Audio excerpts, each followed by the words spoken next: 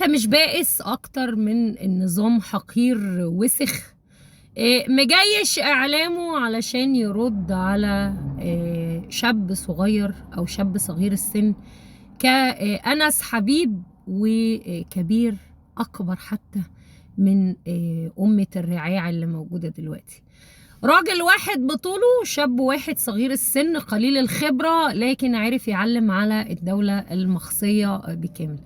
أنس حبيب يا جماعة النهاردة حبوا يعملوا له كمين، بس طبعا بأي كيو جحش في الزريبة، وجابوا عيل كده عبيط رمى شوية بويا على السفارة، على اليافطة بتاعت السفارة وعلى الجدران، واتصلوا بالبوليس. وأنس عامل البث المباشر وهو بيعلم على قفاهم وبيفكرهم بجريمتهم ضد أهلنا في غزة واشتراكهم في إبادة الشعب الفلسطيني اللي مش هتمحوها ذاكرة التاريخ وهتفضل موجودة. نفكركم بيها يا السيساوية انتوا والسيسي الحيوان إلى أن يرث الله الأرض ومن عليها.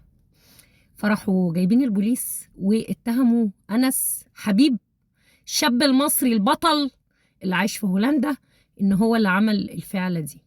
طبعا باي كيو جحش في الزريبه زي ما قلت لكم، هم مش عارفين ان كل حاجه في الدول اللي احنا عايشين فيها دي متصوره بالسي سي تي في. يعني انت لو قلت عليا اي حاجه طالما انا ما عملتهاش والكاميرات مش مصوراني بعملها، فتأخذ هذا وتجلس على هذا. حلوه الصيغه دي.